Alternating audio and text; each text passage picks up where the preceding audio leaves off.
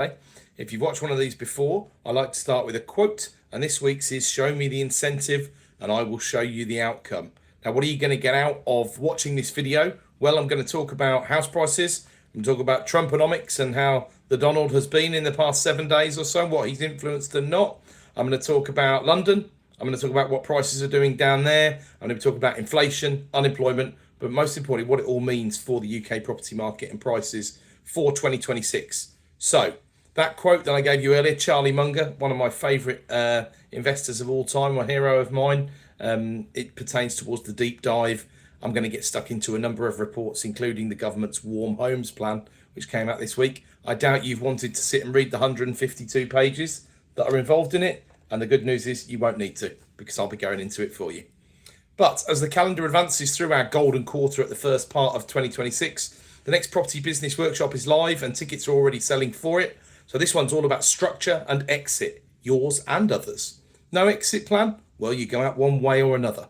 So things have changed as well, with pensions being brought out of this into the scope of your personal estate for inheritance tax. So what does this mean for SASs? This is according to people that actually use them rather than selling any products. It's an objective viewpoint. So book in on our next property business workshop, myself and Rob Turner. It's Wednesday the 22nd of April in central Manchester.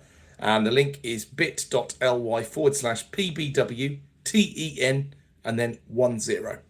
So I wanted to do a quick appreciation snippet actually for both my business partner Rod, who was absolutely on fire at our workshop this week in London that we held. There are some various AI enhanced clips available on the YouTube and on my other social media for a bit of a chuckle. But every attendee also who trusted us with their valuable time, who came along, attended and participated as we attempted to solve productivity, strategic planning and financial accountancy, bookkeeping, group accounting and the likes. So first up, we're into Trumponomics. He wouldn't accept any other slot in the supplement now, would he? So don't want to get myself in any more trouble than I probably already am. It's hard to move too far without bringing up Greenland, of course, and we've seen a number put on what we think is inevitably an acquisition, which is the official White House line anyway, rather than bothering ourselves with the Donald's hourly puffery. That word acquisition is deliberately being used, in my opinion. It sounds like a snip at $700 billion. Well, it sounds like a lot, actually, doesn't it? But likewise, for the mighty US, it also sounds like nothing. Although, of course, they've probably got another government shutdown to consider, so do bear that in mind. Bad news, though, really is that Donald wants to pay $33 and a bag of chips, or a deferred deal over 1,000 years, of course. Okay, there's a little bit of artistic license at play there from me, but the deal is everything, as we know with Mr. T, so let's see what happens. You don't want to play ball? Have some tariffs. Now, it's a bit tiring, to be honest, isn't it? But taco has been mentioned all over the place this week once again. Trump always chickens out. Markets recoil. They don't like the chat. He changes his focus and his rhetoric and starts laying the charm offensive on. Chicken soup it was, really. The chat changed to a framework for Arctic cooperation. Sounds good, doesn't it? Doubt that came from the mouth of the Donald himself.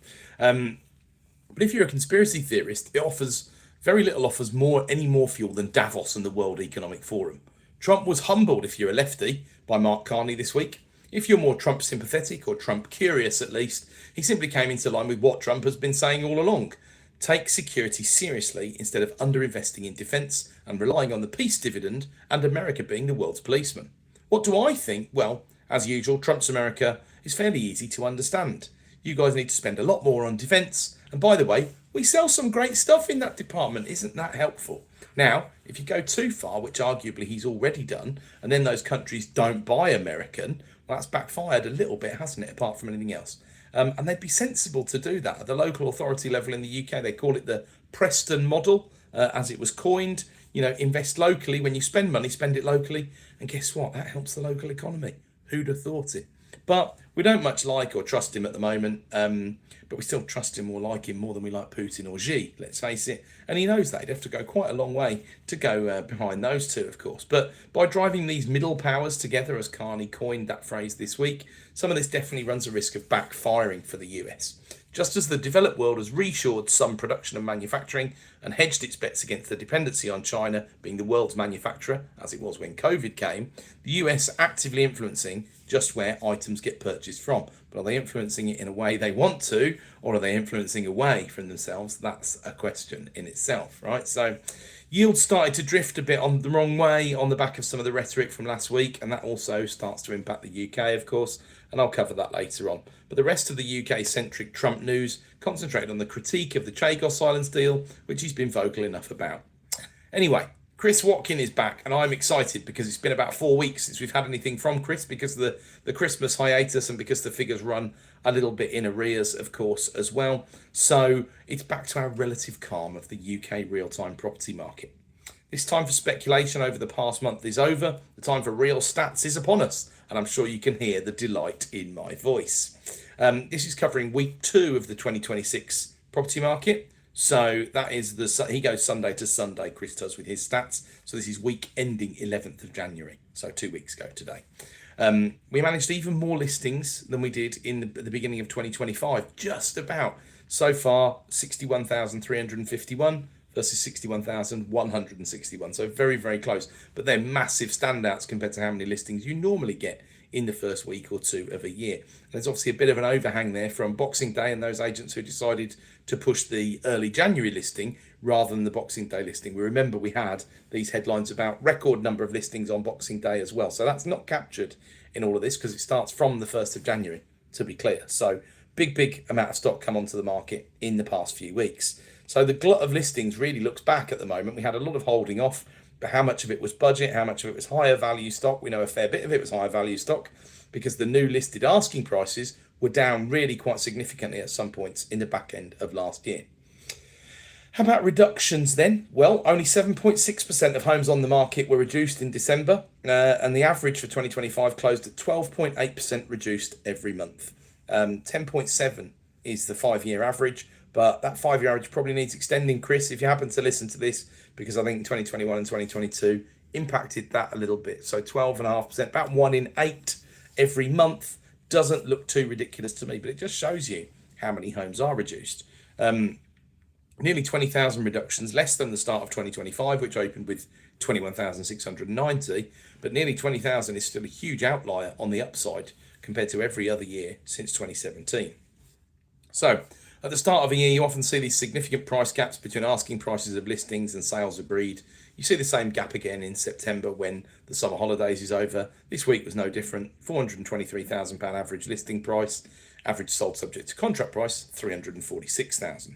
22.2% that difference. Typical range is more like 16 to 17%, which is what we expect to see as the year goes on, and just shows you how much is reduced and how much is negotiation and how much is gamesmanship when a property goes on the market. And ultimately, the agents run this process, right? They over-instruct to get the deals on. They try and sign people into long contracts, and they have to play this silly game where things sell 16 to 17% lower on average than what they're listed at as a rule. Although remember, only just over 50% of what's listed actually sells, which is a mind-blowing statistic when you think about it. But that system is just broken, in my opinion. That's why you always say, ignore the asking price and get on with what you think it's worth. Much easier when you buy relatively cheap stock like we do, because it's very much commoditized. So everyone knows what it's worth, and there's not worth too much puffery and all the rest of it that goes on. It is what it is. Next door's worth the same, next door but one's worth the same, etc., right? The week 2 average is 19,600 sold subject to contracts for years gone by, but there were 21,200. So the market looks healthy enough in the snapshot that we've got so far. All the other comparisons that Chris does, it's just too early in the year for us to discuss them because we haven't got enough data being in week 2. But net sales for week 2 were 15,800. Again, healthy enough compared to the 10-year average, 14,400. So the volume looks okay. What about prices per square foot agreed? Well, we need to be a little bit cautious on this metric because of distortion around the 2025 budget, although arguably that might have pushed prices per square foot up. I don't think it would have done. I think it would have pushed them down because more expensive stock isn't necessarily only because it's bigger. It's the old location, isn't it, really? December was up 0.6% in terms of prices per square foot on sales agreed. This is Chris's favourite metric because it filters through to the land reg with a huge 98% correlation with about a 5-month lag. So you really are seeing what's going to happen at the land reg in 5 months' time. And that was nationwide's figure for 2025, wasn't it? 0.6%. So maybe it is only accurate. But I have got the actual ONS land reg figures a little bit later on, and you'll see that they disagree with that quite a bit, as I stated and suspected that they would. But let's see what happens. Are they not going to be exciting for the next few months, given that length of that accuracy in the correlation that goes on? And were they disturbed by people over 500 grand holding off before the budget? There was a bit of time, but not a lot of time. Remember, the budget was right at the end of November, and ultimately that meant that a lot of people didn't list in December and might well be listing in January. Hence why the asking price has moved up so much. Oh, seems to be a self-fulfilling prophecy, doesn't it, really? But we started this January with a 10-year plus record in terms of number of homes on the market, 613,882. That was obviously thanks to that Boxing Day glut, apart from anything else. 2025, we started with 605,088 on the market. We go back years before that, and it's considerably less, especially in the hotter years like 2021. And then one more stat before drawing out our first Watkin breakdown of 2026 to a close. Available rental properties in the UK, December 2025, 285,000. That compares to 258,000 December 2024 and 235,000 in December 2023. Supply is increasing again. A longer time frame is needed to put all of that into context, but if new rents are flat or even down, which some are telling me that they are, 10.5% more stock than the year before tells a story, of course. Chris, it's great to have you back, mate. I missed you. Now, anyway, on to the macro outlook now. We had the labour market report and unemployment figures with the currently usual fuss around particular items, including youth unemployment. I usually call this week of the month meat week because there's so much going on the macro side. And labour market figures get followed up by inflation numbers. Guess what? Well, there's no need to guess because I'm going to tell you. The ONS house prices and rents were also out as well. Bullseye as far as we're concerned. In terms of what we're worried about. And then, of course, New Year, same closing item. We have to talk about the gilts and the swaps. So that brings up the rear as always. So unemployment and the labour market, everything's fine, right? Nothing to see here. I think you know that's not true. The economic consensus was that November, which is what this data is reporting on, would see a pullback to only 5% unemployment, but it didn't happen. It stayed at the 5.1 that it hit for October. Year on year and quarter on quarter figures didn't raise much of a smile either. 135,000 net payroll jobs lost over 12 months and 43,000 lost over the quarter September to November 25. So sad times, really. December's early estimate forecast also looks terrible, but these early estimate forecasts they do at the ONS are not up to much. So hopefully we do better than another 43,000 jobs lost just in December. That did make a few headlines, of course, but we've seen some horrible predictions over the last 12 months that then eased quite a bit when the real data came in. But the retail figures for December weren't so bad in general, so we did not had an incredibly disappointing Christmas in general, although I did talk about my anecdotal December adventures, which saw quite a lot of quiet venues out there. Maybe I just hang around in the wrong places, I don't know. But when we get to the meat and the layer beyond the headline unemployment figure, we see employment at 75.1%. Unchanged on the last quarter, up on 1 year ago. How, when unemployment has moved up so much? Well, simply because fewer are economically inactive, that dreaded measure that causes so much controversy. The number is 20.8%, and I always point out how this miraculously all adds up to 101% each time, because the unemployed are not bounded by their age. The other two categories are.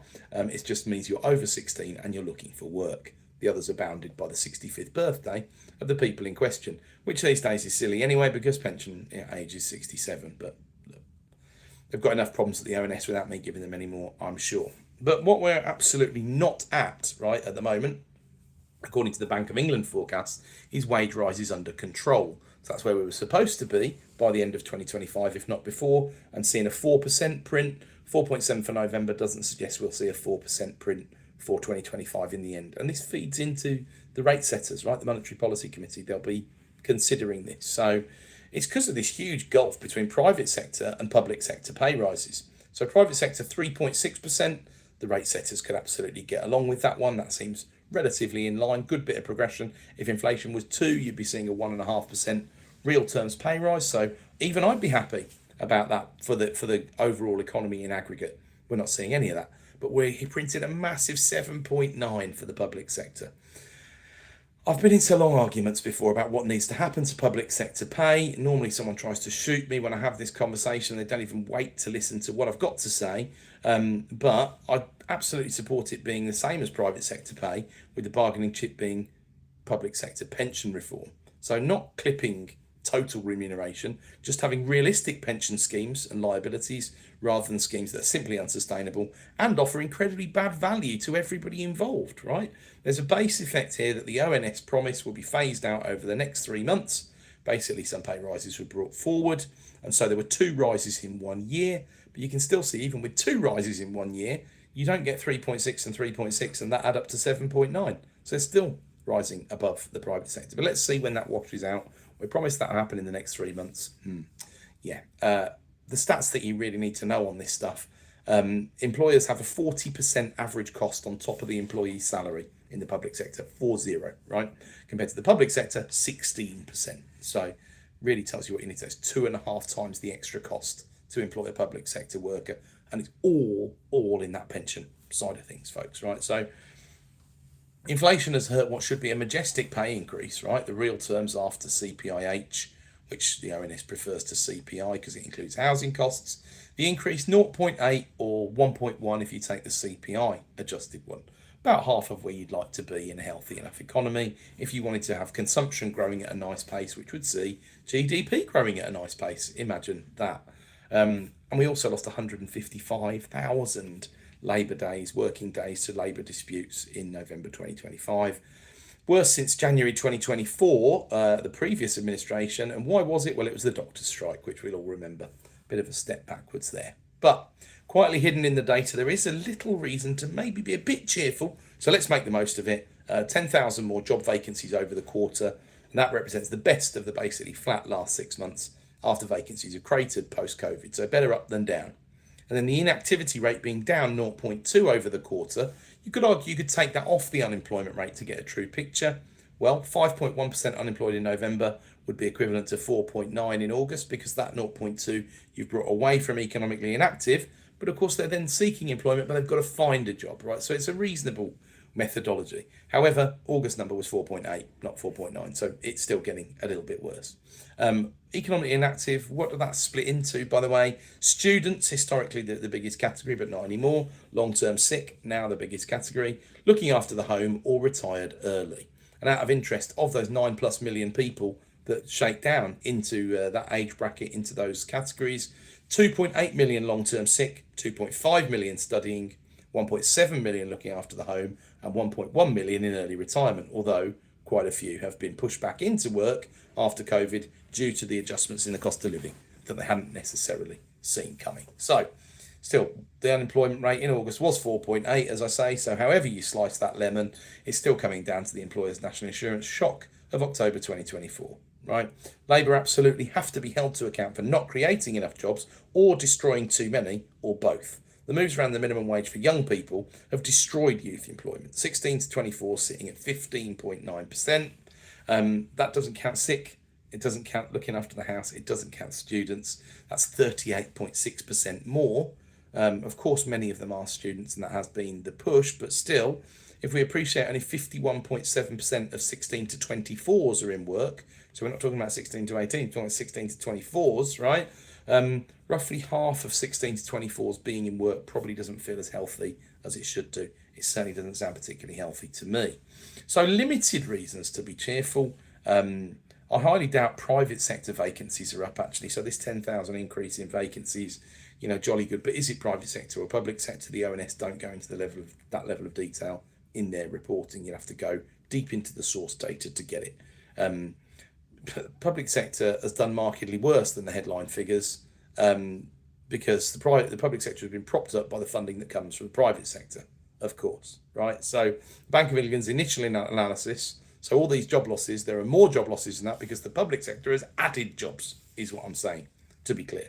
And the Bank of England suggested when they first looked at it that it would be 2 full years for the employer's national insurance shock to work through the system. That takes us out to April 2027, of course, so we're not even 50% of the way through in time-wise, but I think we could suggest at least 50% of the incidence of it has already taken place. Maybe 60 to 70% has already taken place, but there's still self-inflicted harm to come throughout 2026, and it's why my prediction for unemployment for 2026, as it stands, is 5.7% by the end of the year. Will inflation cheer us up? Well, maybe it should. I mean, I do say that we as property investors are the second biggest beneficiaries of inflation behind HM government. And that's because of all that nominal debt and it being inflated away by rent increases and the likes. However, when capital values only move a very small amount, the low effort part of the deal, when it's less than the frictional cost of selling a house, for example, then you've got to consider the tax and you've got to consider the fact that the property is a depreciating asset over time, doesn't necessarily placate anyone. Still, a reminder of where we were. It was 3.2% inflation for November. This was CPI. Consensus would have a little bounce back to 3.3 for December because prices do always go up in December, of course, because people have got money in their pocket. There's a scarcity out there. There's a time deadline for Christmas and people loosen the belts a little bit apart from anything else. We didn't see 3.3. We saw 3.4 above the forecast again. So core inflation was on the button at 3.2. It's still its joint lowest print since late 2021, unbelievably, but another reason why I don't see 2% inflation anytime particularly soon. It always gaps down in January, right? How deep are the January sales? But RPI hit 4.2 for December, up 0.7 month on month. So there's always that base effect, and then last January's figures will drop out when January's figures are in, right? So last January was down 0.4% in terms of inflation. So if we see the same again, we wouldn't see any base effect. We're going to see more than that. So how deep are those January sales? What do you think? Leave me a comment along those lines if you're listening. So at a push, I'd suggest maybe Jan inflation is down a little bit, but not a lot when we get to those figures, right? The ONS prefers the CPIH measure, as I said, from a data integrity perspective, and that was 3.6, up from 3.5 in November. Now, that's the equivalent to the US CPI, really, because it does include those housing costs. So where were the upward pressures? Alcohol, tobacco, and transport. Sounds like a pretty fun month, to be honest with you. CPI and CPIH services converged at 4.5%, and I would maintain that it's going to be pretty hard, given that services make up 53% or so of the actual CPI figure, to get to a 2% inflation target while those are still running this hot. Minimum wage is up 4.9 if you include the increase in pension contributions and employers' national insurance contributions to the 4.1% rise. Business rates are now capped. Oh, gee, thanks, Rachel. At only a 15% rise in the struggling retail, leisure and hospitality sectors. Council tax we haven't seen yet, but the conventional wisdom states that budgeting for a 4.99% increase is the best strategy. Is this feeling like 2% inflation in Q2 of this year for you? It isn't for me. Right now, look, we know these base effects are dropping out. We look at this guaranteed drop in energy bills as well, which will be about 7% off the energy bills according to the current estimates for the price cap. It's going to be between 110 and 140 quid. That's the current estimate. So it won't be as good as this promised £150, which is why Labour have stopped using that £150 number, because they know they're going to fall short on it apart from anything else. But they will go down. And of course, they keep hanging on about the train tickets being frozen, which I've said before, matter dramatically if you're a season ticket holder and don't mean anything to you if you're not, realistically. So a very targeted benefit for some middle class households, I would imagine, who spend significant amounts on their season tickets. I know a few that do, and they are eye-watering sums of money. So they won't be sorry about the extra 300 quid, 400 quid, 500 quid they might have in their net pay for the year on the back of all of that. So that's useful. What about the more granular parts of inflation? Food inflation 4.5, again more likely to be impacted than other industries by the minimum wage increases that are incoming once again. I always look at OOH, the owner occupier measure of housing. That's what's injected into CPI to make it into CPIH as it goes. Got to have seen 2025 as a success. It was 8% in January 2025 and it came down to 4%, 4.2% in December. So still puts CPIH above CPI, of course, but those are really converging to a much more steady state. It's just the steady state they're converging towards is still 3.5% rather than 2%, but there we go. Okay, and rent inflation. The last time rent inflation contributed less to CPIH than it did in December was May 2022. So I've ridden that wave upwards and downwards and come back to something a bit more reasonable, right? So my UK rent number is 3.5% up for 2026, but that is fairly bearish compared to some other forecasts. But my reasoning is it's going to be tempered downwards by rent increases in London and the South East because affordability is a problem for people in London and South East. So my inflation number for context for the end of the year, 2.7%. I actually ended up 0.3% out for last year. I said 3.1 by the end of 2025.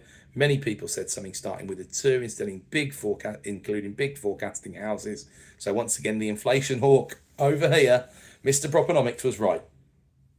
Or righter than them anyway, less wrong than them, maybe I should say.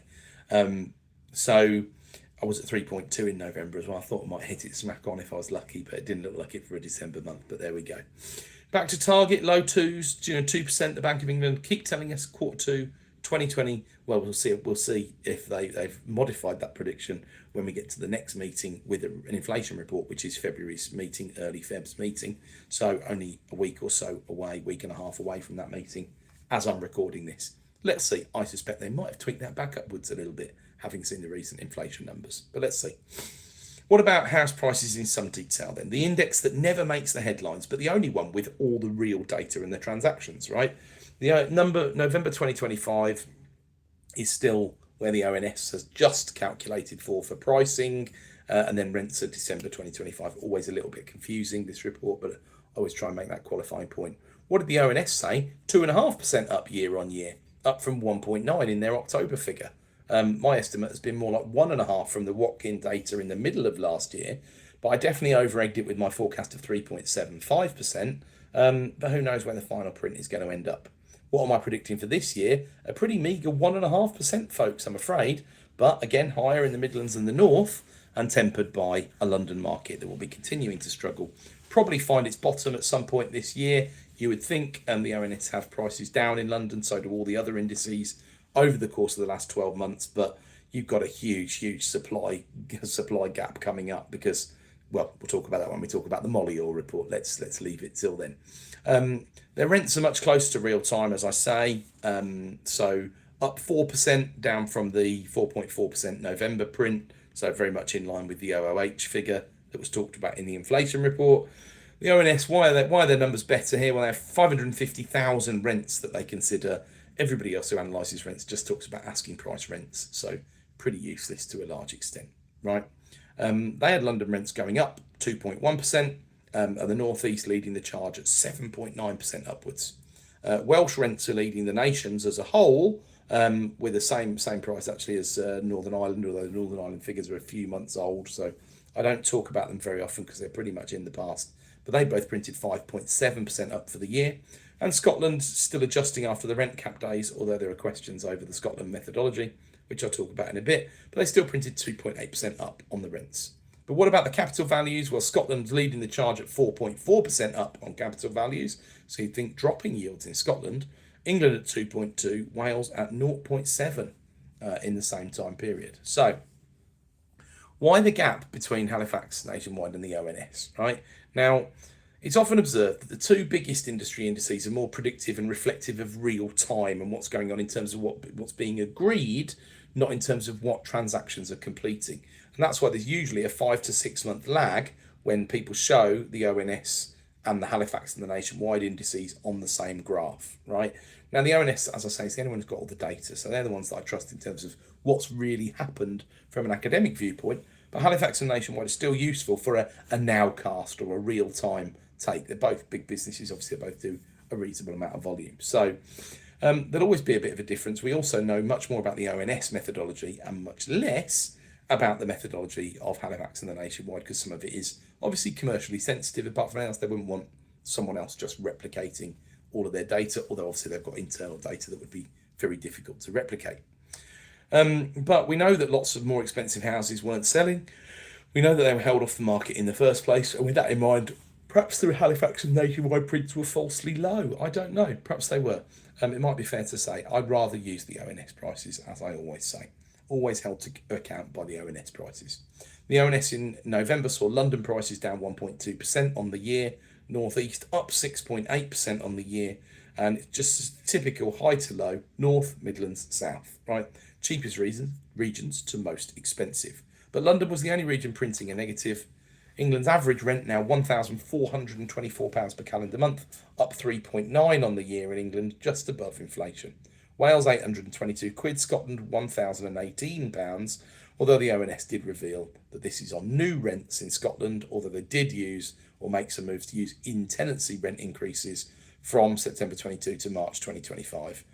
I don't know how helpful that all is, because it makes it very difficult for it to seem to be apples and apples. It sounds a bit more like apples and oranges, doesn't it? Having just praised the 550,000 data set, it doesn't seem that they've got enough in Scotland to be able to be trusting that too much. So the rent graph, the rent bar chart looks exactly the same as the capital values graph actually, but shifted a couple of percentage points to the right.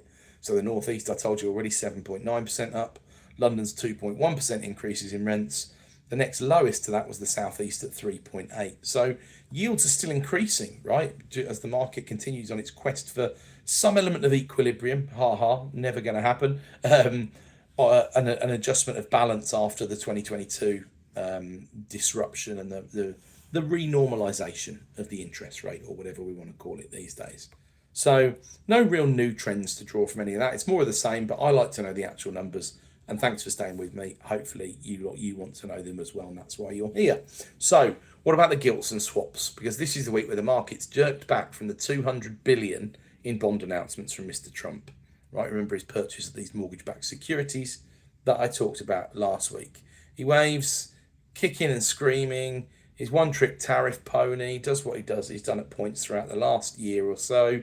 And it did what it did to the markets around Liberation Day in 2025, although not as dramatic. He then calmed down, and that taco trade that I already talked about, Trump always chickens out, seemed to pay off again for those who were willing to take it. But we lost this week as borrowers what we gained the week before. So the open for the week, 3.884 on the 5-year gilt, and then 3.992 the close, mercurially staying below that 4%. A 10 basis point jump, really quite significant on Thursday when Trump came out swinging. Volatility prevails, it's clear, while he remains in charge. So another 3 years to go there, although the midterms will define just how powerful he is across the board with the Senate and the House of Reps. Let's see what goes on that front. That's why he's putting all this extra effort in at the moment to win that midterm election. His last election, or is it? The longer dated bonds, the 30s, went from 5.212 to 5.273. So the yield curve got a bit shallower, at least, but they put on 6 basis points compared to the 11 basis points that the 5 years put on. And the swap held up on Thursday's close. It didn't change an awful lot, about 7 basis points on the week, closing at 3.657.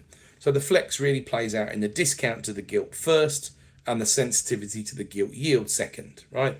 Identical to 1 month ago's pricing, and still comparing favourably to January 2025, which was miserable for rates news, and when the bond vigilantes still had the wind behind them, of course. It was a 3.993% print on the swap. So we were looking at basically mortgage rates of 5.8 to 6.2 around that sort of time. We're about 35 basis points better off than that point. And there are some rates a little bit lower, although I'd question the integrity of some of the places that offer them, because they have an extreme habit of downvaluing in the face of fair evidence, left, right, and centre. So the bottom dollar rates are not 75% loan to value, in my opinion. But anyway, what filtered through to the retail punters via the news? Well, slower rates of cuts, this therefore means. That's what they were told. The market's prediction for rates in 1 year's time is now split between 3.25% and 3.5% for base rate. So this week's deep dive, couldn't ignore the changes, and semi-clarity, I suppose, is a fair way of saying where we are now, which was better than no clarity at all, which is what we did have before the start of this week, to the EPC C Legislation, which we've got to get stuck into. Right? Is the Warm Homes Plan being warmly received here at Propenomix HQ? You'll find out. The Bank of England talks about the impact that the changes to EPCs and the government consultations on the matter have had thus far in mortgage rates, so that's also in the crosshairs. And Mollior's first report on resi development in London for 2026 was out, and we've got to take a look. Zoopla also produced a short report on homes in 2025, slipping out the news that half of them increased in value, which, so you know what the two options might be for the other half, don't you? Sideways and down, right? So what about the EPCs? Well, clarity and victory claimed by the NRLA here. Perhaps just a quick revision of where we were at before I dive into the report. We had a mooted cap of £15,000 needing to spend on a property to get it to C or above by 2028 for new tenancies and 2030 for existing. But this 2028 pipe dream, and it was always a pipe dream, has been shelved. The cap is down to 10k, and for properties cheaper than 100k in value, the cap will be 10% of the property's value. Still sounds like an awfully large percentage to me, but there we go. There's one date for all of this, October 2030. Also, there was chatter that the EPC validity period would be reduced to 5 years, but now we've been told that's not the case, which is helpful. Any EPCs done before October 2029 will be valid for another 10 years. When does the current 2012 introduced RD SAP calculation methodology get replaced by this HEM, this home energy model methodology? Well, they're still saying 2026, but it's unclear when and how the old model gets phased out, or whether it runs side by side in a transition period for a while, perhaps something like that. So we'll find out, won't we? The controversial bit really is that it takes a dim view of gas boilers, this new home energy model, and 85% of homes still have a gas boiler. The other 15%, 10% electric, 4% oil or LPG, mostly because of geographical location, of course, and less than 2% with a heat pump. 1.5 million new boilers are installed each year versus about 65,000 or so heat pumps. That puts that into context for you, I think, quite nicely. So you're talking less than 5% of heat pumps compared to the number of new boilers that there are. It's obviously still larger than if around 1 in 50 have got a heat pump rather than got a gas boiler, and around 1 in 20-ish or so, 1 in 25 having a heat pump. You can see the difference in where they'll converge, but it's hardly moving at light speed, and I don't think it's going to move at light speed, to be honest with you. If they ignore those figures, there'll be blood on the carpet for people, let's face it. But what did the government say about the Warm Homes Plan? It's only 152 pages, so let's get into it. Don't worry, we're going into reporting mode. The government's Warm Homes Plan finally landed, and it's a beast of a document. It charts the course for a complete overhaul of the UK's ageing housing stock, a mission that the current administration is framing as the central pillar, well, of course it is, because all the other ones have been taken away, Ed, haven't they, apart from anything else, of its quest to become a clean energy superpower. The headline figure of 15 billion in public investment is designed to grab attention, but the devil, as always, is in the detail of how this money will be deployed. And there's a little bit of trickery in here that the Labour government are using quite a bit. Not that I disapprove of it as it goes, but it sounds better than it is normally what it means. How will the regulatory teeth be sharpened that enforce this transition? So I've identified the 4 most significant pillars of this report: the massive financial injection into clean heat, the rooftop revolution of solar and storage, the tightening of the screw on the rental sector, and the creation of a new state-led delivery agency. So theme 1 is the £15 billion electrification gambit. So it's this record public investment in this parliament to upgrade up to 5 million homes by 2030. The investment is part of a broader £38 billion total investment package designed to cut energy bills and tackle fuel poverty. Central to this is the expansion of the boiler upgrade scheme, or the BUS, as it's known, £2.7 billion to provide universal grants of up to £7,500 for heat pump installations. The plan also includes a new £5 billion Warm Homes Fund, which includes £1.7 billion for low and zero interest consumer loans to help homeowners meet the upfront costs of their panels, batteries and heat pumps. Government's analysis suggests that a typical household adopting a heat pump, solar PV and a battery could save about £550 a year on energy bills compared to their gas boiler. Now for the Propenomix perspective, folks, because I've seen many landmark energy plans in my time in this game, but this one actually really has some fiscal weight behind it. 15 billion quid is a serious chunk of change, and that shift towards low interest loans via the Warm Homes Fund is a pragmatic admission that the state cannot simply grant its way out of the efficiency crisis. They do mostly need to be zero interest, in my opinion, because payback periods are what scuppered the Green Deal that you might remember way back when. However, I'm a natural sceptic when it comes to typical bill savings. The 550 quid savings figure relies on a best case scenario involving high performing heat pumps and expensive battery storage. In the real world, the ROI for an owner occupier is heavily dependent on the current gilt yields and the prevailing SONIA swap rates that the lenders will use to price these low interest loans. If the private sector doesn't play ball with the government's strategic partnership, these loans won't nearly be as attractive as the press release suggests. Theme 2 is unleashing the rooftop revolution. So the summary is the government's aiming to triple the number of homes with solar panels by 2030. That'll be another 3 million installations.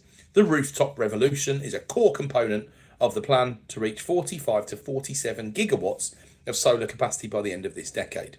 To support this, the plan integrates solar and battery storage into its capital investment programs for low-income households. We kind of knew that was coming. And it offers the aforementioned low-interest loans for owner-occupiers. Furthermore, the plan emphasises the role of consumer-led flexibility, encouraging the use of home batteries and households using a battery with the use of time tariff as well, like charging overnight, discharging during the day, for example, and with smart meters and all the rest of it, project that could save another 300 quid annually. To ensure that new builds contribute to this is the reason for the Future Home Standard requiring solar panels as standard from 2026. So what's my perspective on this? Well, I actually like this focus on solar and storage. If you asked Elon himself, and of course he's talking his own book to an extent, but solar is the answer. He's been consistent on that message for over a decade now. Even in the United Kingdom, remember, you don't actually need sun, you just need light apart from anything else. That's what photovoltaic refers to, aside from anything else. If you're thinking solar panels are rubbish in England, they're not so bad, right? So Labour loved solar. The last time they were in government, they put in this feed-in tariff scheme. You might remember it, you might have heard of it. There were renting a roof activities that went on that were the difficult part of that are still causing people problems with selling houses in 2026, actually, as it goes. But if you bought your own panels, I bought half a dozen sets at the time for properties that I was involved with. So that included, I invested in them basically. So that included, for example, my parents' own house and things like that, because the numbers worked. The numbers worked. It was index linked. It was a phenomenal opportunity, and that's why lots went after it. The Tories scrapped it all when they came into power.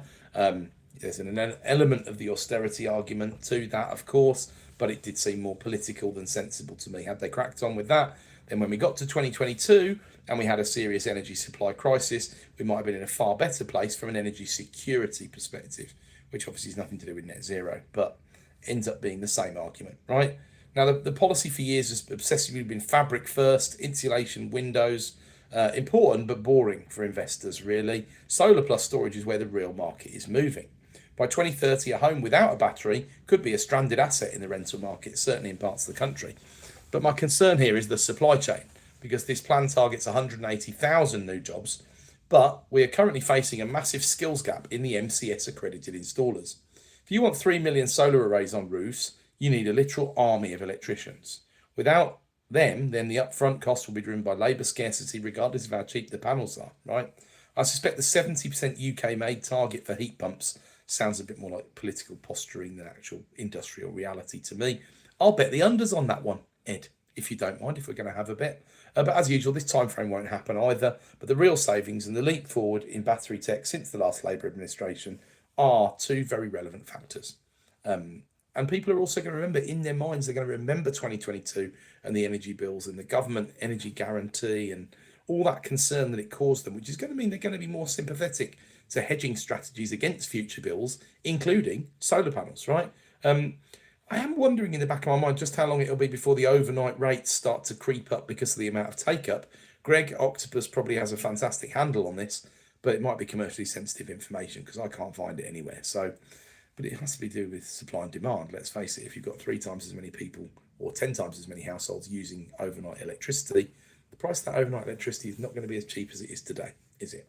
Anyway, what about the rental sector squeeze? Well, the Warm Homes Plan has put a heavy emphasis on standing up for renters by introducing new minimum energy efficiency standards. So this is the EPC C by October 2030, England and Wales. Private renters make up 36% of the fuel poor population. That compares to that 19% of households that they make up, of course. And they often live in the least efficient housing, according to the report. Although I'm not sure that's true when you look at the PRS versus the owner-occupier stock in terms of EPCC. It was very much very, very similar. It was about 50-50 in both camps. It was social housing that actually was about 75% C and above because they've already put so much money and had so many grants in order to make those retrofit improvements. So I'm not so sure on the government source there. I think might be a bit of political naughtiness that's crept into the report. Who would think that would ever happen? But to help landlords comply, the plan keeps BUS grants, the bus grants, available for the rental sector and highlights that these investments can be tax deductible as allowable expenses. Similar standards are being proposed for the social rented sector, supported by the Warm Homes Social Housing Fund. The government warns these rules are essential to hitting the 2030 fuel poverty target. So what's the Propenomix perspective there? Well, this is the part that'll make every buy-to-let landlord in the country reach for the gin, quite frankly. EPC C by 2030 is a big hurdle for Victorian terrace stock that dominates the UK rental market. While the government mentions tax deductibility, that's cold comfort to a landlord facing a £10,000 plus bill for EWI, external wall insulation, and a heat pump. We're already seeing a flight to quality where investors are dumping older, inefficient stock to avoid these looming costs. This could lead to a further contraction in rental supply, pushing rents even higher. The cost cap mentioned in the report needs to be realistic. If it's too high, landlords are simply going to exit. If it's too low, then their targets are absolute fantasy. So on to the fourth theme that I've drawn from the report, the Warm Homes Agency and the delivery challenge. So to oversee this massive transition, the government is establishing the Warm Homes Agency, WHA. New public body consolidating existing functions from the Department for Energy Security and Net Zero, Ofgem and Salix into one single executive agency. The WHA's mandate is simply to simplify the customer journey, provide impartial advice and coordinate delivery at a local level in partnership with mayors and local authorities. It will also overhaul the consumer protection regime to ensure high quality installations following a National Audit Office review that found these unacceptably high levels of non-compliance in previous schemes. The agency will also work with DNOs, the distribution network operators, to ensure the local grids can handle the increased load from millions of new heat pumps and EV chargers. Propenomix perspective there, well, a quango. Who would have thought it? But consolidation should make sense and mean more efficiency. But this is the public sector that we're talking about, so I guess we'll find out. I have a general rule. When the government creates a new agency to simplify things, it usually just adds another layer of bureaucracy. But if we consolidate the mess of Salix, Ofgem and various DESNZ departments, that is a necessary evil, right? The real test for the WHA will be its interaction with the DNOs. Our local grids are currently the biggest bottleneck in the entire property market. And I know developers have been quoted 3-year wait times for a simple substation upgrade. If the WHA doesn't have the teeth to force DNOs to proactively unloop properties and upgrade local transformers, the whole plan will grind to a halt in the first suburban cul-de-sac that it hits. It's a lovely, bold vision, but delivery will be everything. So what's my most important takeaway from this meaty report? Well, look out for the period when you can ensure your EPC C is a C on an existing property. When we've got a timeline for the HEM phasing in and the RD SAP phasing out, be careful, because some industry analysts have predicted that 15 to 20% of Cs will drop back to a D or even worse. And this is always what happens when methodology around energy efficiency changes that I've observed over the years. This subtle nudge upwards, right? Potentially influenced by tax or mortgage rates or insurance, as we've discussed many times before. It could work and it sounds good on paper, especially in a government write-up of it, but you can tell how sceptical I still remain. So what about the bonus points? Well, let's not look past the fact that the 1st of October 2029, the deadline for the old EPC to still last 10 years, although we're not really clear on what's going to happen after that, as things are still in consultation. It's into the next Parliament, let alone the 1st of October 2030 deadline that's been applied here. So if the current poll leaders win the next election, or they get traction in a right-wing coalition, which looks perfectly possible, then this is all out the window. So what? What should I do about it? Well, should I spend money sensibly at this time and then make the most of the new grant schemes when we get the formal detail?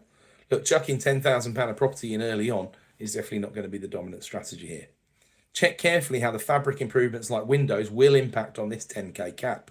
And you must always seek to add value, of course.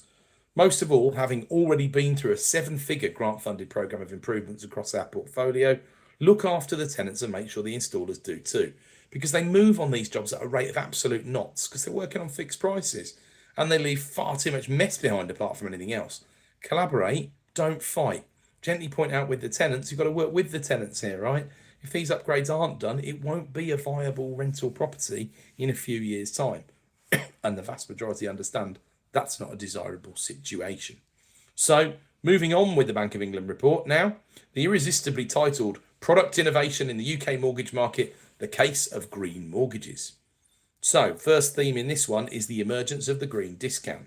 There's a new staff working paper from the Bank of England, and it provides the first empirical confirmation that green attributes are being systematically priced into UK mortgage contracts. They've analysed millions of transaction level records alongside energy performance certificates And researchers found, guess what? Energy efficiency became statistically significant pricing factor starting in 2018, which coincides with, excuse me, coincides with the introduction of the minimum energy efficiency standards that year, which does suggest a direct link between regulatory policy and product innovation. The data that reveals the lenders began offering discounts averaging 7.5 basis points, so 0.075% for those who want clarification on what a basis point exactly is. And that was for properties with an EPC of A or B.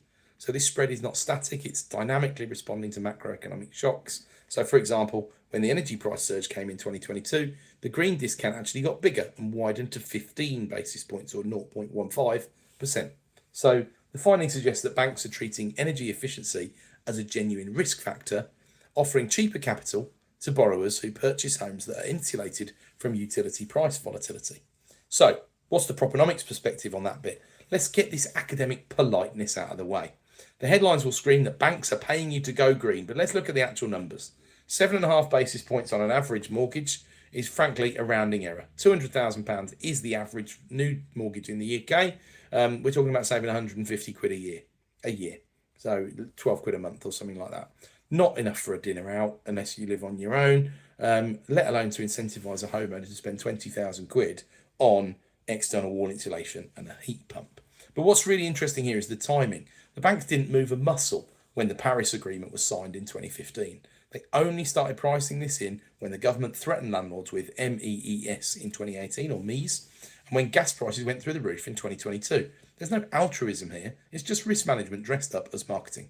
The market is pricing in the fact that if you live in a drafty Victorian terrace and gas hits nearly £2 a therm again, as it did in 2022, then you're much more likely to default than the person in the airtight new build next door. It's a credit risk adjustment, plain and simple, and a pretty stingy one at that. So theme number 2 in this report, the new build bias. One of the most striking findings in the report is the skewed distribution of green mortgage lending. The analysis shows that green mortgages, those offering specific pricing advantages for energy efficiency, are overwhelmingly concentrated in the new build sector. 68% of mortgages issued against properties with a green characteristic, EPC A or B, were for new builds, whereas only 3% of standard mortgages finance new construction. Conversely, 97% of standard lending flows into existing stock. So, the authors argue this acts as a mechanism to relax credit constraints for developers and buyers of new homes. By offering cheaper financing costs for the highest rated properties, lenders effectively make marginal development projects financially viable.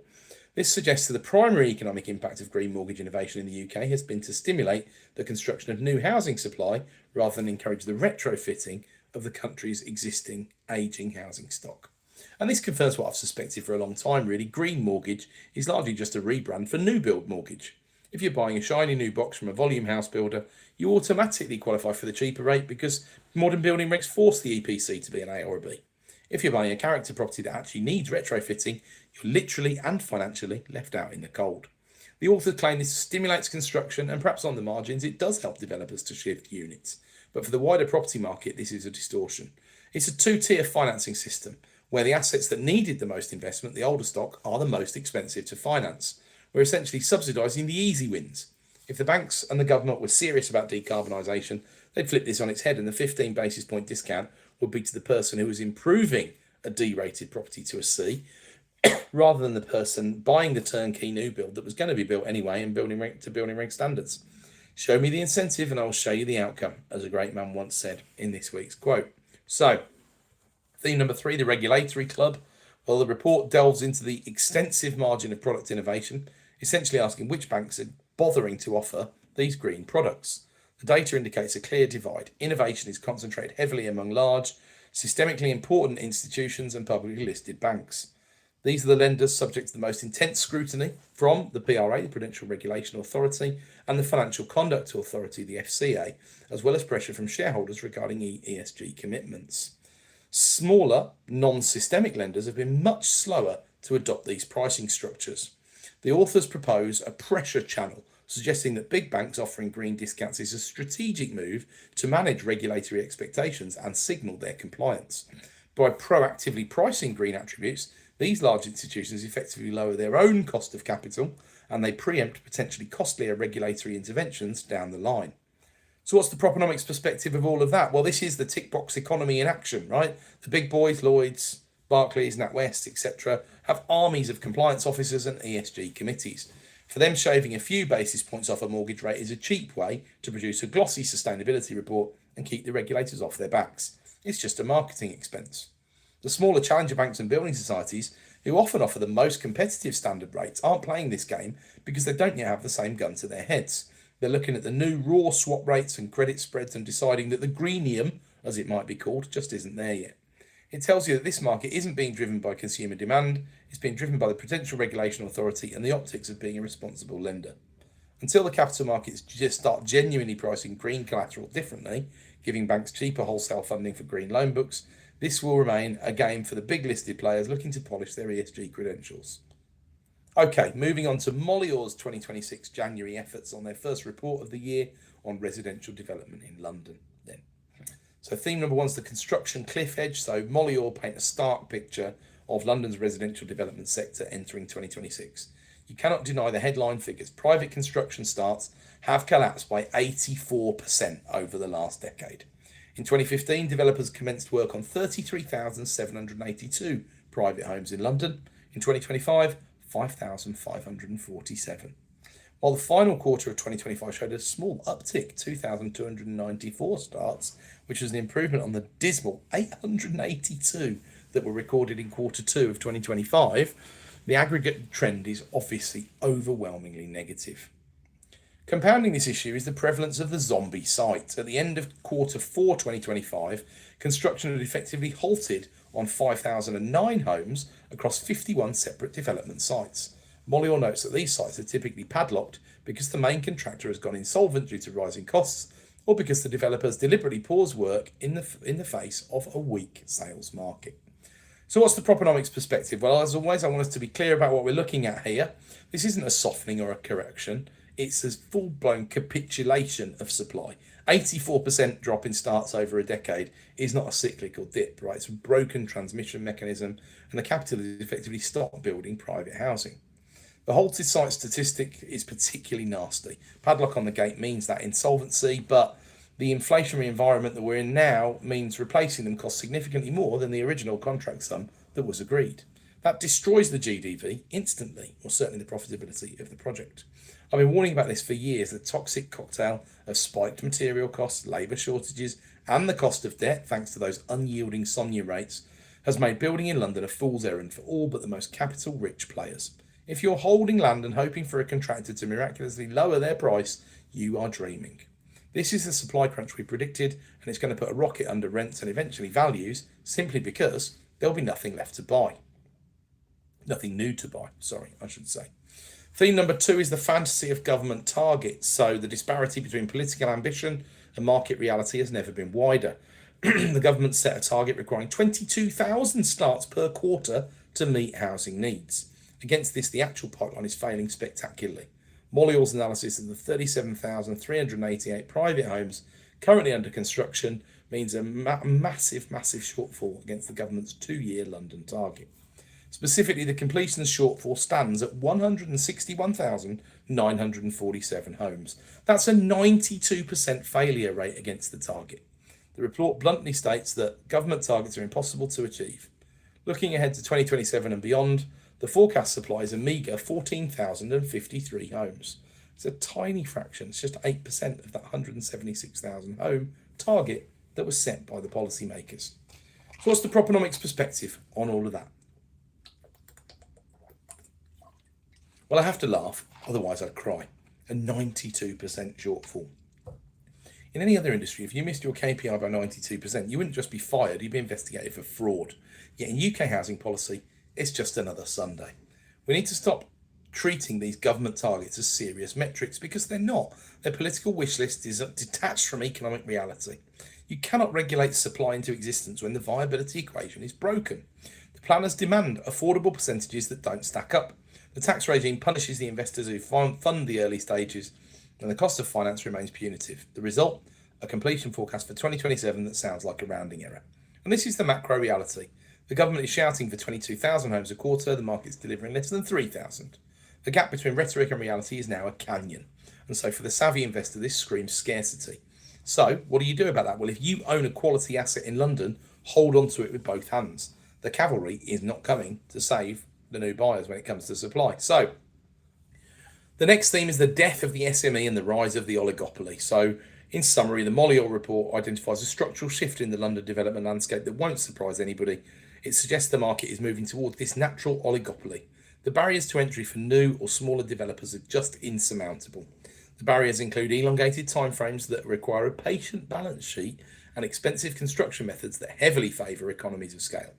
Furthermore, scarce customers are increasingly demanding a proven track record and expertise across every sales channel, which smaller entities often lack. And so the report concludes that these factors are actively excluding smaller developers from the industry. The result will be a consolidated group of larger developers operating with limited competition from 2027. What's the Propenomix perspective there? Well, this is the Amazonification of London property, right? The days of the plucky SME developer buying a Zone 3 plot, getting a cheeky planning uplift and knocking out 40 units for a tidy profit are over, dead and buried. The cost of capital and the sheer duration of the planning process dragging on for years while a bridge loan ticks away at 10% plus means you need a balance sheet that can bleed cash for 36 months without any panic. Only the PLCs and the sovereign-backed giants can do that. Of course, you can get around some of this stuff with clever option contracts and things like that, but your deals need to become more and more creative and less cheeky sideboard at auction, right? So what does it mean for all of us in general? Well, it means the product reaching the market from 2027 onwards is going to be homogeneous, right? Priced by a cartel of survivors and probably drip-fed to maintain pricing power. So the limited competition that Mollior's predicting is effectively a license to print money for the big boys who survived the cull. If you're a small developer, pivot or partner up. If you're an investor, look at who is actually building. That list is getting shorter by the day. And then theme 4, the last theme for this report, the sales vacuum and the mid-market trap. So sales volumes have trapped the decline in construction. They've fallen 68% over the last decade. And in 2025, only 8,436 new homes were sold across the entirety of London. The breakdown of these sales highlights a striking pattern. Individual buyers, both UK and overseas, accounted for only 1,014 sales in Q4, generally at higher price points, while bulk deals and switches to affordable housing accounted for all of the volume, or the vast majority of the volume, at lower price points. So, a specific area of concern is the inventory overhang in the mid to high market. So it's like this dark blue segment of unsold stock that's priced between £1,000 a foot and £1,500 a foot. The report notes that 4,247 homes in that price bracket are unsold. That combines those completing in 2026 and later, and yet Q4 2025 saw just 150 sales in that specific band. So that's a tiny fraction, of course, a few percent. What's the Propenomix perspective there? Well, this is the data point that makes you sit up and pay attention. It's a barbell market. At the bottom end, under our £800 a foot, the stock's being mopped up by build-to-rent housing associations because the yield just about works or the developer's just desperate to exit and there's a nice discount. At the very top end, super prime, the money's immune to the mortgage markets anyway. But the middle, the £1,000 to £1,500 per square foot bracket, that's your kill zone.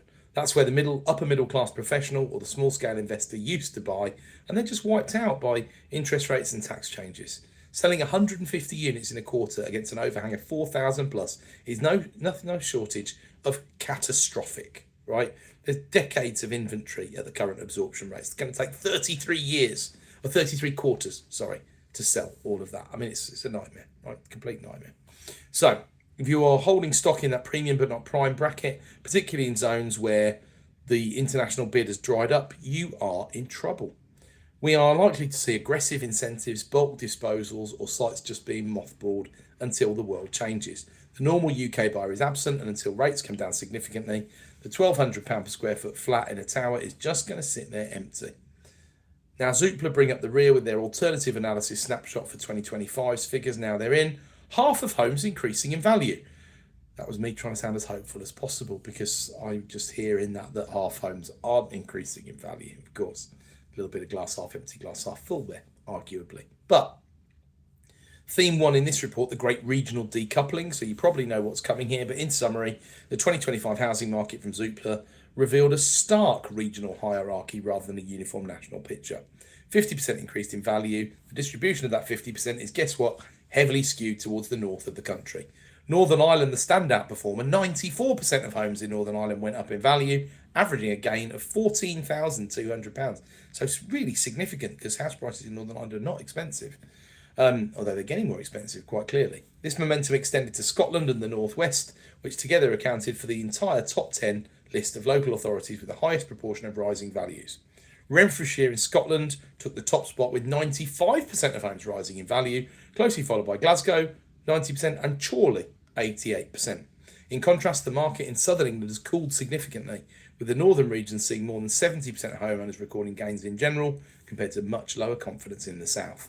What's the Propenomix perspective? Well, this data set is the final nail in the coffin for the concept of this single UK property market. I've said for years it doesn't really make much sense to do these things at the macro level, but you get pushed into it with predictions and all the rest of it, and people want to know what the number is for whatever reason. Really, they should care about the number in their investment area, shouldn't they? And that's what I try to predict in-house for Propenomix and for the group of companies that I'm involved in. So we're seeing inevitable arithmetic, really, of yield seeking and affordability changes. The North is booming, not because of some sudden cultural renaissance in the North, but because the numbers still stack up there just about. Because you've got Northern Ireland delivering 94% positive growth, it tells you that capital is fleeing a stagnant, yield-compressed South in search of anywhere that offers a return on equity that beats a standard savings account. The dominance of the North West and Scotland in the top 10 list is a signal that the ripple effect, the historic tendency for wealth to flow out from London, has officially turned into a flood. But let's not get too misty-eyed here. A boom in Renfrewshire or Chorley is often just a correction to the mean after years of stagnation. The smart money isn't chasing growth, it's fleeing the crushing debt servicing costs of the South. If you're leveraging London, you're bleeding. If you're leveraged in Glasgow, you might just be breaking even. Or you might even be making a profit if you just whisper it. Theme number 2, the southern supply overhang. So, the report tells us that the data paints a challenging picture for southern England. The market is adjusting to price-sensitive demand and a surplus of inventory. 6 in 10 homes that registered a decline in value during 2025 were located in southern regions. In those areas, only 35% saw their home value increase, a massive contrast to the figures seen in the north. The report cites a dual impact of affordability challenges driven by high base prices and a significant increase in the choice of homes for sale, which has reinforced a buyer's market dynamic. Specific areas have been hit a lot harder than others. Kensington and Chelsea keeps getting mentioned in these reports. 7 out of 10 homes recorded a decrease in value. Similarly, coastal towns and areas like Torbay and Hastings saw price drops in 79% and 78% of homes, respectively. Propenomix perspective there. Well, price-sensitive demand is a nice polite euphemism for nobody can afford the mortgage payments. The South is suffering from a massive hangover after a decade of cheap credit. It was like a bender, really, wasn't it, to be honest? I mean, when base rates were near zero, a 500k mortgage in the South East was manageable. At current rates, that same debt pile is a monthly financial emergency. The result is exactly what I've been warning about, a liquidity trap where sellers are staring at valuations from 2022 and buyers are staring at affordability calculators from 2026. The fact that supply is rising, creating this so-called buyer's market, is the real story here.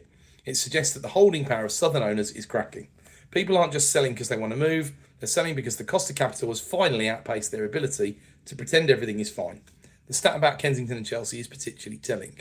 Prime London is usually the first to recover, but here it is lagging. This suggests it isn't just a blip, it's the fundamental repricing of asset values in areas where yields have been detached from reality for far too long. Choose life, as Renton might say. A further irony here is that a significant argument for renting rather than owning while prices are going down. I myself rented in 2008, waiting for the market to adjust, and bought a house 29% below its 2008 asking price, and didn't I think I was the cleverest person in the world, in May 2009. Argument for renting in London, strong, amount of stock, dwindling, ergo, still lots of demand and pressure on rents too. So no real answers there for new entrants to that geographic market. What about theme 3, the flight to usable space? So the disparity in performance was not just regional, but also structural. Clear winners and losers in terms of property type. And Zoopla have characterised this by space. I've got a different viewpoint here, which you'll find out. But terraced and semi-detached homes proved the most resilient to market pressures in 2025. 56% of them saw consistent value increases across the country. Conversely, the market for flats has faced significant headwinds. Flats were the property type most likely to experience value losses, with 50% of them seeing their value fall by 1% or more over the course of the year. Additionally, properties valued over £1 million face greater pressure, aligning with the broader trend of weakness in high-value southern markets. The data indicates a continued preference among buyers for the attributes typically associated with houses rather than apartments. What's the Propenomix perspective? Well, the death of the flat market has been predicted and indeed commented on many times by me, but 50% of stock falling in value by more than 1% is a brutal statistic. It's not just about the race for space or the post-pandemic desire for a garden office. This is the toxic combination of service charge inflation and the ongoing leasehold scandal. Buyers are increasingly savvy. They look at a flat and they see a liability, not an asset. They see uncapped management fees, sinking funds that act like black holes, and the nightmare of communal repairs. Solicitors are righting the wrongs of years gone by doing a better job of highlighting these drawbacks and therefore putting buyers off. Meanwhile, the humble terrace and semi-detached house continue to be the workhorses of the British property economy. They offer freehold control, usually, and no permission slips needed to change the front door. The weakness in the £1 million plus bracket is also consistent with the cost of capital argument. High value assets are sensitive to interest rates. When money costs 5%, a £1 million asset needs to work hard to justify its existence. A flashy two-bed flat in a high-rise with a gym no one uses and a concierge who's never there simply doesn't make the cut anymore.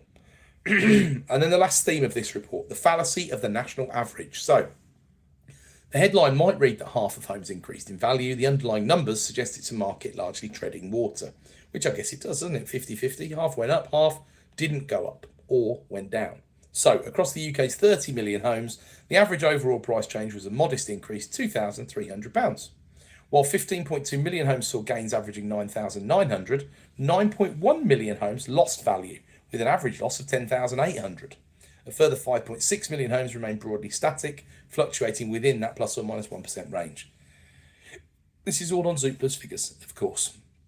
Zoopla describes this current environment as one where the market is adjusting to higher mortgage rates, leading to choppier and complex market conditions, particularly in the south. What's the Propenomics final perspective then for this week? Well, if you ever needed proof that average is a dangerous word, that's it. A national average rise of £2,300 in real terms is actually, after inflation has been applied, a massive crash. When you factored it in, even at modest levels, to £2,300 on a £250,000 asset, and we know the average price is more like about £275,000, is definitely a loss in purchasing power of about 3% or so after inflation, 2.5% or so in real terms. We're looking at a market where well over half the stock is either losing nominal value or stagnating, and that's been the case since late 2022. What happened in late 2022 again that was of note? Hashtag never forget, Elizabeth. The headline, half of homes increased in value, is technically true but spiritually dishonest ultimately. It masks the violent rotation of capital occurring beneath the surface. The choppier conditions mentioned are essentially the market trying to find a clearing price in a world where free money is gone. For investors, this is the most dangerous phase. If you're sitting on a portfolio thinking property always goes up, you're looking at the wrong column. The reality is this bifurcated market, a nominal boom in the cheap seats in the north, and a real term correction in the premium seats in the south. Ignore the averages, look at the spreads. We already know that capital growth isn't coming to save you in 2026.